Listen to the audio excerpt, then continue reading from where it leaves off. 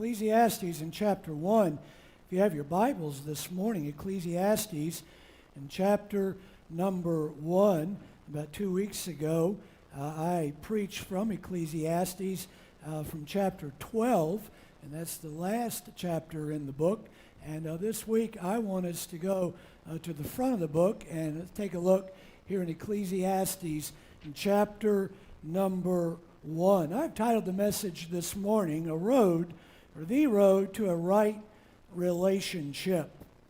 The Road to a Right Relationship. You know, a map is helpful when it comes to getting us to a particular location.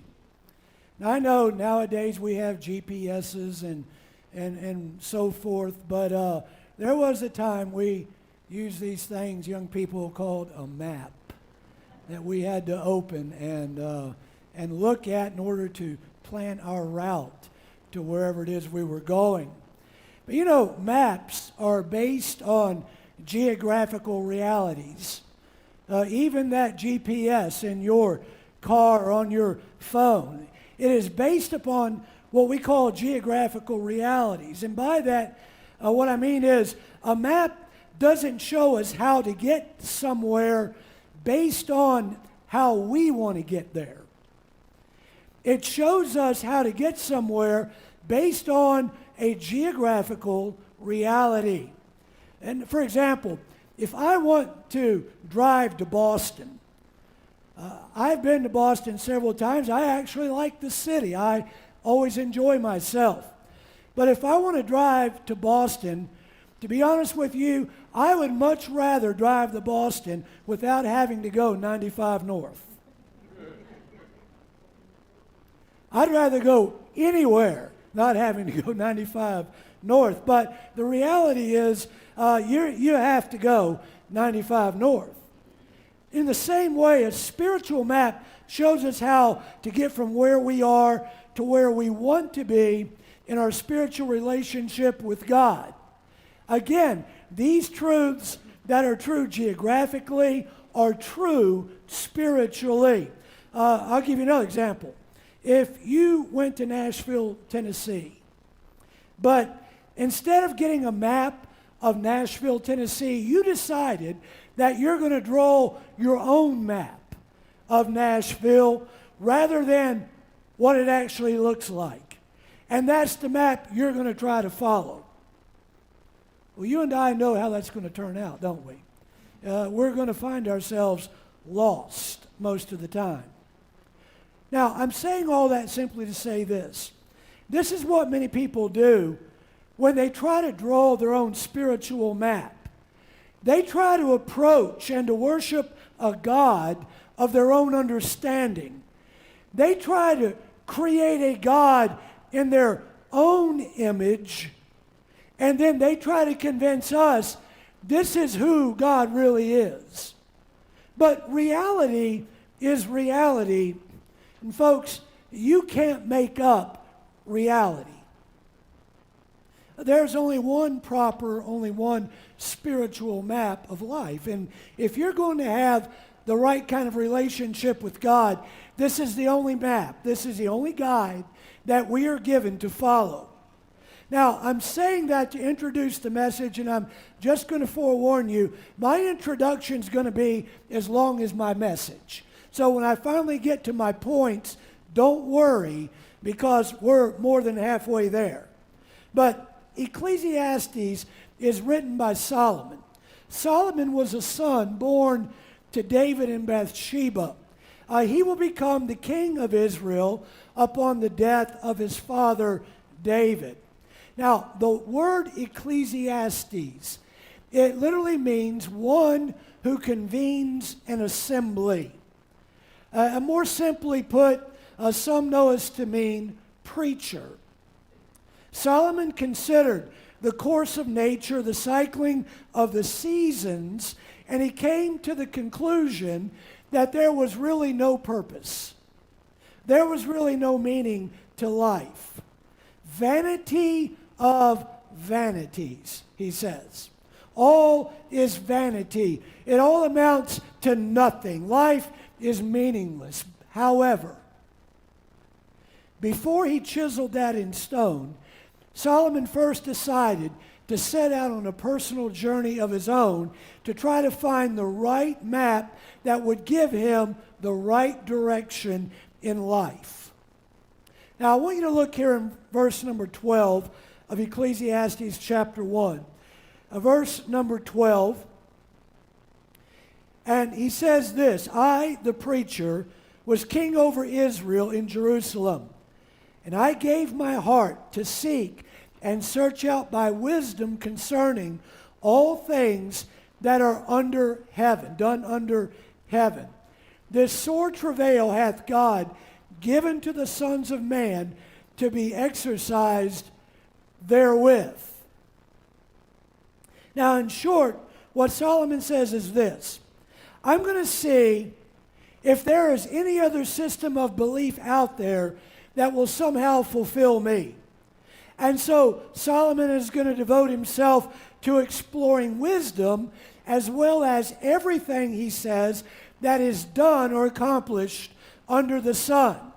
And he's going to try and travel 3 different routes, 3 different roads to find the fulfillment that he's looking at. And perhaps maybe, just maybe, life amounts to more than nothing. Just maybe, I will be able to find some fulfillment in life if I just follow the right road. And so he gives, we'll just say 3 different roads or routes he's going to follow in order to find fulfillment. The first route, he said, I took is pleasure, the route of pleasure. And perhaps experiencing pleasure would answer some of the questions I have about the meaning of life. Now look in chapter 2. Chapter 2 and verse number 1, he says this, I said in mine heart, go to now, I will prove thee with mirth or with amusement. Therefore enjoy pleasure, and behold, this also is vanity. And then down in verses 10 and 11, and we won't take time to read all this, in verses 10 and 11, Solomon tells us that he withheld nothing. If he saw it and he wanted it, he got it. You know, saw it, threw a fit, I got it. Wine, women, and song. Grand estates, grand houses, every material possession imaginable. He said, I got it. Now remember, everything was easily attainable to Solomon because, after all, he was the king. And it's good to be the king, right? He's the king. He has all the wealth at his disposal. And after attaining all that, he concludes basically by saying it was really like trying to capture the wind. And there was nothing gained under the sun. I tried the route, the road, the path of pleasure, and I found it amounted to nothing. Secondly, he said, I tried the route then of wisdom. Of wisdom. Solomon had always placed a premium on wisdom. At 20 years of age, he is going to begin reigning as Israel's king. And you remember, God will come to Solomon, and God will give him an opportunity that I'm sure all of us would like to have. God will come to Solomon, and he says this, Solomon, ask of me anything you will. I'm going to give you a blank check. Here it is. You fill it out. Whatever it is you want, I will give it to you. Now, can you imagine telling a 20-year-old young man, just name it and claim it? Whatever you want is yours. How did Solomon respond? Well, you remember his answer. Solomon said, Lord, above all else, I want wisdom. Lord, would you just grant to me wisdom that I may be able to lead so great a people? And God was pleased with that answer. And as a result, God not only gave Solomon great wisdom, but he also gave him everything else that he wanted. Then Solomon came to this conclusion. Look here in chapter 2 again. Chapter 2, verse number 13. He says, Then I saw that wisdom excelleth folly as far as light excelleth darkness. The wise man's eyes are in his head, but the fool walketh in darkness. And I myself perceived also that one event happeneth to them all. Then said I in my heart, As it happeneth to the fool, so it happeneth even to me. And why was I then more wise? Then I said in my heart that this also is vanity. The same fate overtakes the wise man, he says, that overtakes any fool. The wise man has to die the same as the foolish man.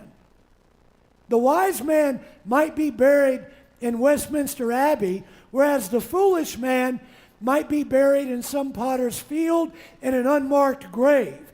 But he says both men still die. Both are buried, and being the richest man in the graveyard is of little consequence. So he says in verse 15, this also is vanity. The route of pleasure doesn't work, he says. The route of wisdom, even being the wisest man of his day, doesn't work. But then he said, okay, I'm going to try the route of work. And we see that in verse 18.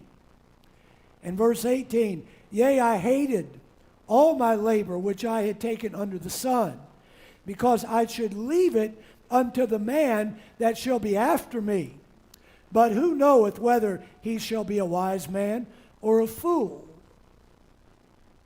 Yet shall he have rule over all my labor, wherein I have labored, and wherein I have showed myself wise under the sun. This also is vanity. You know, there is a wisdom that only death can bring. Many people wise up, but they only wise up on their deathbed. They realize that everything they have strived for, everything they have spent their life trying to attain, they realize on their deathbed, I'm about to leave it to somebody else.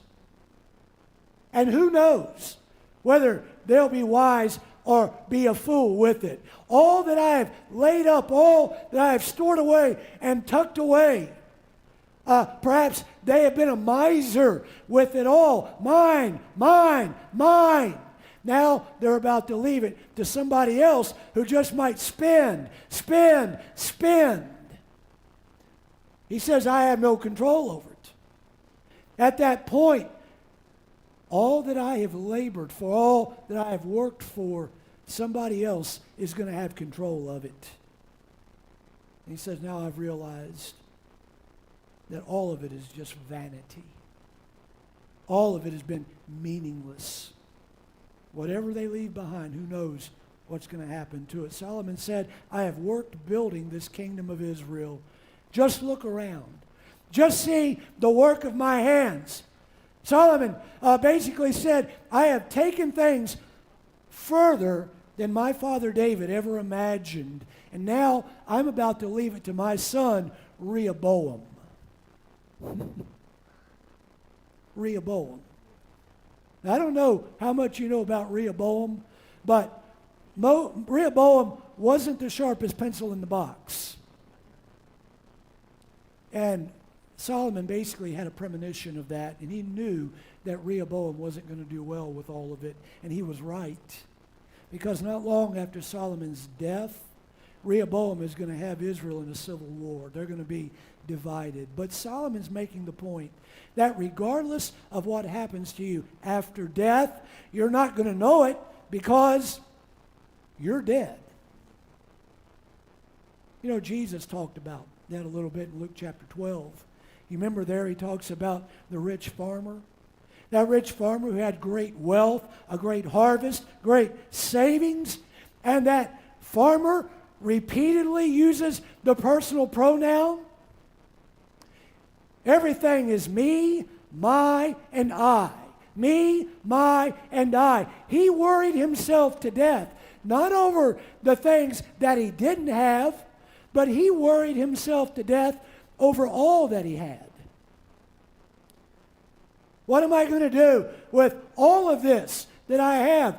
I know what I'll do. I'll build myself bigger barns just so I can store up everything that I have. I'll tell my soul, soul, you have many goods laid up for many years. Just eat, drink, be merry, count all the money, live a life of ease. And what does God say about that man? God says, thou fool. Thou fool. You don't have many years ahead of you. In fact, God said, you don't even have tonight. And then he concludes by saying, so is the man who lays up treasure for himself and is not rich toward God.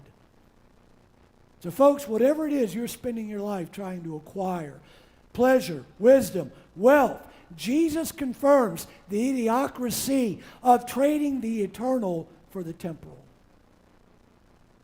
After reading, if you read through Ecclesiastes, you read these first 11 chapters in Ecclesiastes, we see Solomon's conclusion that pleasure is vain, wisdom is futile, wealth is meaningless, life is short, and death is sure. And Solomon repeats the phrase over and over in his book. You find the phrase, under the sun, under the sun. That phrase is going to be repeated 29 times. And what it refers to that horizontal perspective of life. It's living a life where you only look at things around you. What all is around you. Looking at life horizontally. And when we look at life horizontally, the truth of the matter is, it does all seem meaningless. Because when we're honest with ourselves and we only are looking at life horizontally, we realize life really is only temporal. But there's another way to look at life.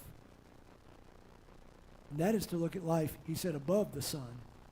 You know, I've flown in my life. I've flown many, many times. And there are those occasions where I have to fly or at least take off in nasty weather. For whatever reason, I don't know, for whatever reason, anytime I go through Charlotte or I go through Chicago, it is always raining. The weather just doesn't seem to be too good. And my goal at that point is I just want to get the plane off the ground. Let's just get off the ground. Let's get into the air, because I know that once we can get that plane off the ground into the air and get it above the clouds, things are going to change drastically. Because once we're up above the clouds, that sun's going to be shining. But you see, both realities are true at the same time. The first 11 chapters of Ecclesiastes gives us of a life that is lived with a perspective under the sun. But when you come to the final chapter, in chapter 12, Solomon now gives us a perspective of life that we live above the sun. And so in chapter 12 and verse 1, we talked about this a few weeks ago. You remember he says this, remember now thy Creator in the days of thy youth, while the evil days come not, nor the years draw nigh, when thou shalt say, I have no pleasure in them. Because those days do come, where you feel like you're no longer living, you're just existing. That word remember, when he says remember now thy Creator, that word remember doesn't simply mean to call to mind or just remember the fact there is a God, there is a Creator, but it literally has the idea of acting decisively toward. He says, remember thy Creator. Act decisively toward your Creator now. Do it now. For example, when Hannah prayed, and over there in 1 Samuel chapter 1, Hannah is going to pray for a child. And in 1 Samuel 1 and verse 19, the Bible says that God remembered Hannah. Same word. God didn't just remember Hannah in the sense of remembering who she was, but God acted decisively toward her. And as a result, He gave her a child. He gave her a son. She conceived. His name is Samuel. But when we remember God, we act decisively toward our relationship with Him. In other words, we put God first. And the most important decision that we ever make in our life is that decision to build a relationship around and with God. So, now how do we choose to do this? How do we choose the right road, the right route? How do we take the right path so that we can have the right relationship with God? Now let me give you 4 quick things here, just very simple thoughts to remember this morning, and I'll be done. Number 1, first of all, build a relationship around one thing. Build that relationship around one thing. Divided affections hinders any relationship. You realize you cannot build an intimate relationship with one person if you're involved in a relationship with another. I mean, there's really no such thing as divided loyalties. Now, there is such a thing as having divided attentions, but there's no such thing as divided loyalty. At some point, you're going to choose one over the other, right? That's why I've told you many, many times over, there is no such thing as part-time faithfulness. If I were to, I'm not doing it, don't raise your hand, but if I were to ask you, how many of you can say you're faithful to the Lord? How many of us can honestly and truly raise our hand and say, we are faithful to the Lord? Now look at your life and remember there's no such thing as part-time faithfulness. I want my wife Shelby to know, Shelby, I am faithful to you 6 days out of 7. I am. Now how many of you believe I'm faithful to her? What are you saying? Preacher, that means one day you're not. See, there's no such thing as part-time faithfulness. You're faithful or you're not. You need to build a relationship around that one thing, and that is our faithfulness to God. We are to build a relationship around one thing, not many things. You remember what Jesus said in Matthew 6:24? Jesus said, no man can serve 2 masters. You cannot serve God and your money. The fact is, if you believe possessions, positions, prestige, pleasure, and all these things, if you truly believe they're what you're looking for and they're the things that are going to bring you fulfillment and satisfaction, then like Solomon, the day will come when you're going to look back on a wasted life.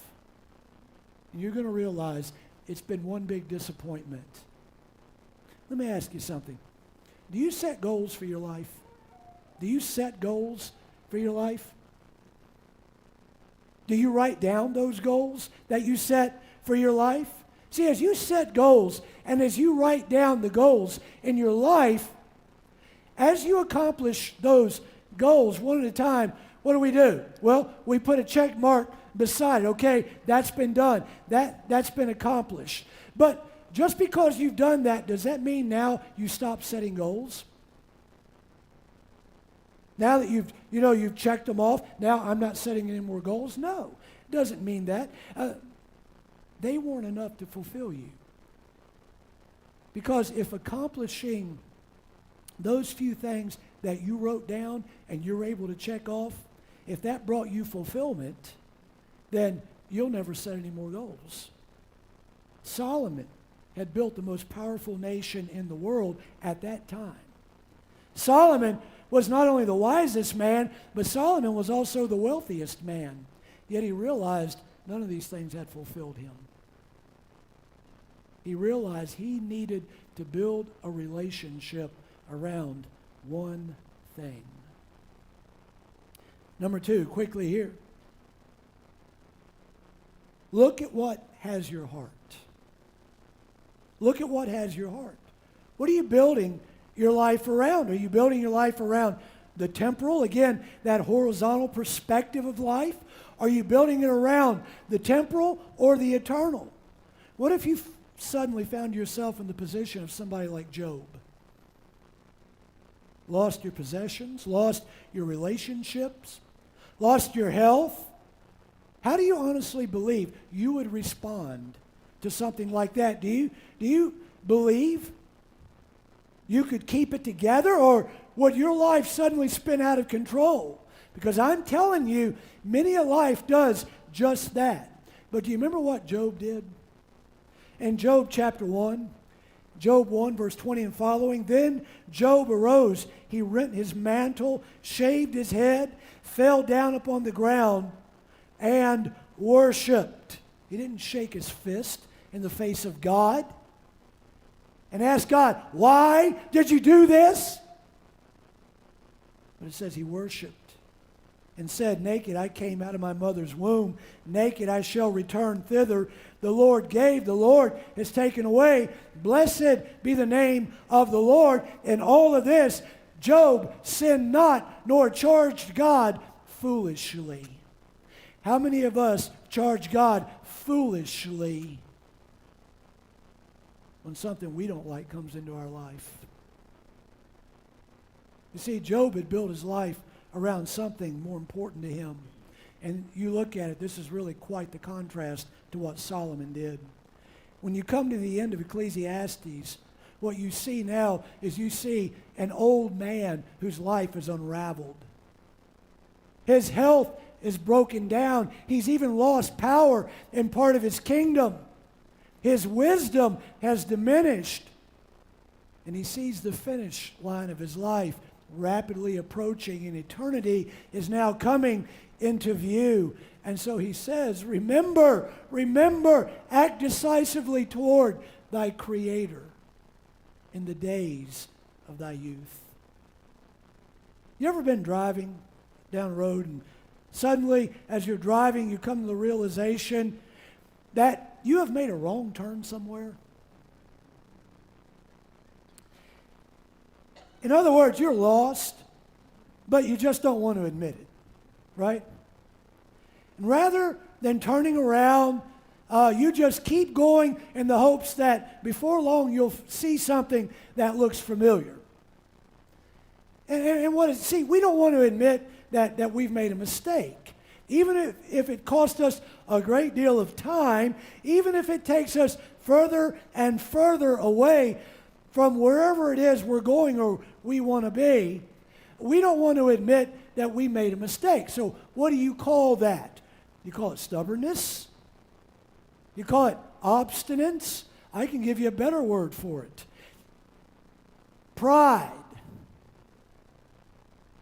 See, we don't like to admit to ourselves, especially our wives, that we messed up, that we made a mistake.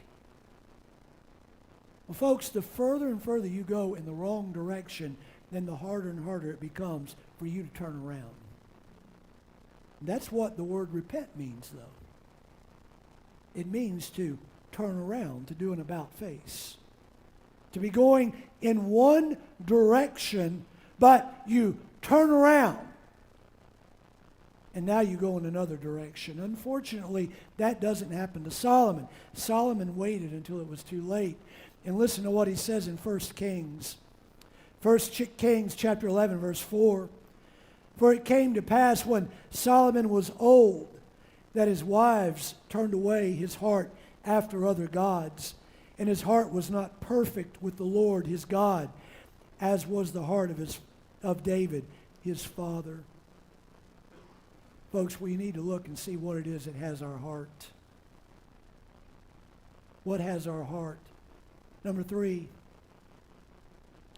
remove whatever it is that's standing in the way. Now, one thing that stands in the way of our relationship with God, really not just one of the things, it's the thing that stands in the way, is that little 3-letter dirty word. And that word is sin.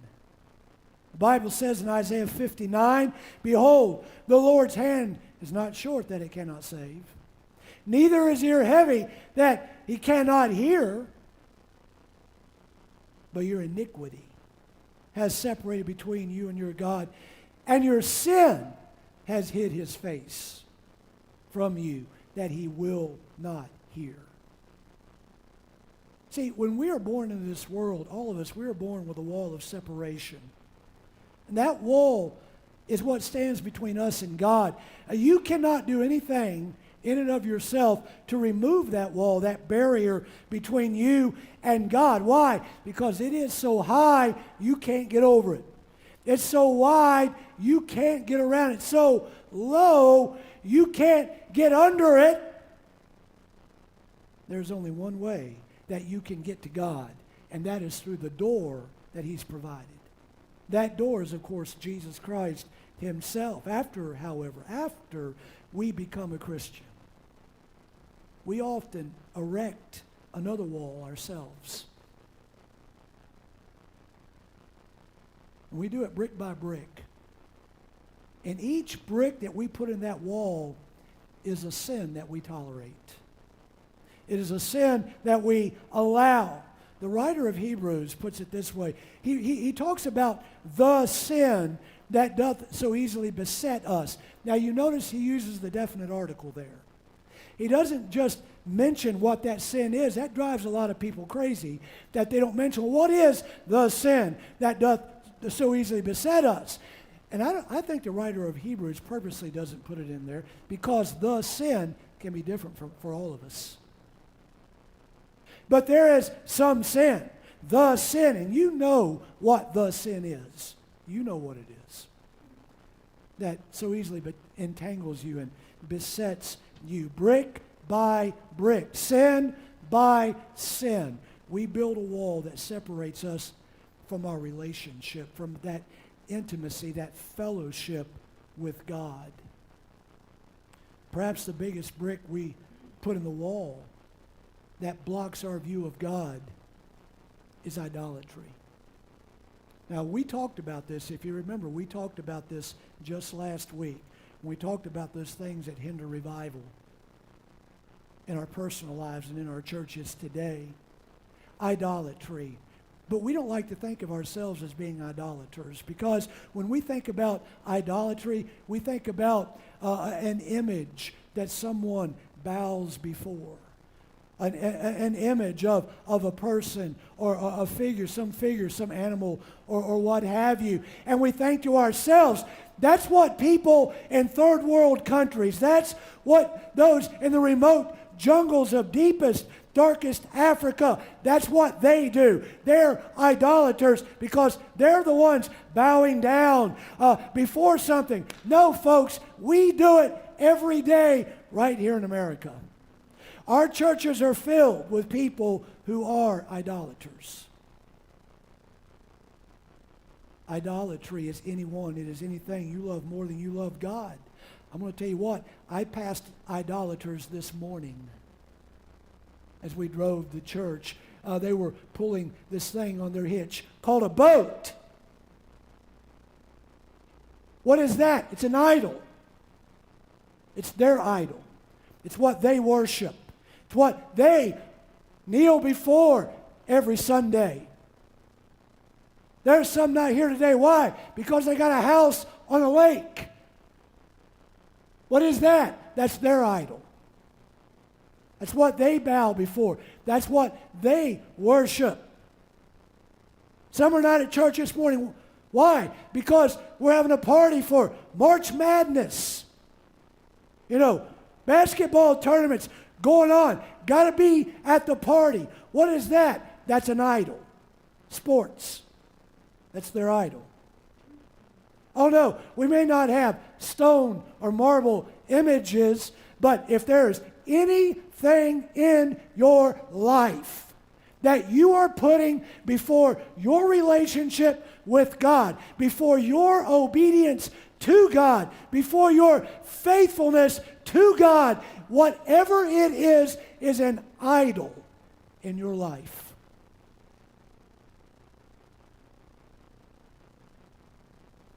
Pastor, you say, I need to get rid of my boat? I need to get rid of my lake house? I'm saying if it keeps you from being faithful to God, if it keeps you from putting God first in your life, then yes, that's exactly what I'm saying. You need to get rid of it because it's standing in the way of your relationship with God. And one day, you're going to look at the old man in the mirror and you're going to realize vanity of vanities. It's all vanity. It's all been meaningless. Now, folks, understand, I'm not up here preaching against those things. What I am saying is if it stands in the way of your relationship with God, it is an idol in your life. Let me give you the fourth and final thing very quickly here. Fourthly, nourish your relationship with God. You know, it's a simple principle. If anything is going to grow, then it has to be fed, has to be nourished. And here's a formula that I guarantee you will destroy any relationship that you want to have with anyone. Guaranteed. Don't ever talk to that person. Don't ever listen to that person. Don't ever spend any time with that person. And if you will just do that, that is the surest way to destroy a relationship with somebody. And what is true of our earthly relationships is also true of our heavenly relationship. If you want to know whether or not you have a relationship with God, then here's how you do it. It's very easy. Just evaluate how much time you spend talking to God in prayer. Just evaluate how much time you spend listening to God through His Word. Just evaluate how much time you spend serving God with the gifts that He's given you. And that will tell you what kind of relationship that you have with God. Jesus Christ, the Son of God, He understood that. You've heard me quote many times from Matthew 1:35. I think it's one of the most astounding verses in all the Bible. Matthew 1:35, it says, and in the morning, rising up a great while before day, He, who? Jesus, went out and departed into a solitary place, and there He prayed. Do you get that? Now, if you read that, you know what you discover in the Gospels? You put all the Gospels together, you know what you discover? The day before was the busiest day in the life of Jesus recorded in the Gospels. The day before was the busiest day of His life that we have recorded in the Gospels, yet the Bible still says that time with His Father was so important to Him that He still rose up early before day and departed alone into a solitary place, and there He prayed. Spending time with His Heavenly Father was essential to Him. And if it was that essential to Jesus, friend, how much more essential is it to you and to me? See, Ecclesiastes is sort of a spiritual journal, if you please, of Solomon, and he's left it for us to read. And Solomon is basically saying, don't be like me. Don't make the same mistakes that I made. Remember God now. Act decisively toward God now. Don't wait until that day comes when you're looking at that old man, looking back at you in the mirror, and suddenly you realize that life is about over, and the years have been wasted on just a lot of meaningless, trivial pursuits, things that did not amount to anything, acquiring things that all you've done is just leave it to somebody else. See, all the world has to offer can kind of be compared to cotton candy. You remember getting cotton candy at the carnivals, the fairs as a kid, and it looked so full, so big on that stick. And you bite into it. And what are you biting into? A whole lot of nothing. Just colorful air. You remember the man they called the human Spider-Man, who fell to his death? He reached up. As he was getting ready to pull himself up, suddenly fell to his death. And when they went to his body, his hand was clutched tight. And when they pried open his hand, you know what was in his hand? Cobwebs. You see, he reached for something he thought was solid. He thought it was a rock to reach, to grab, hold on to. In essence, it was a lot of nothing. And ultimately, he fell to his death. Folks, what are you holding on to? The only thing of real substance is a right relationship, an intimate relationship with God, because that is the only thing that will ever satisfy the longing of your heart. Will you bow your heads with me this morning?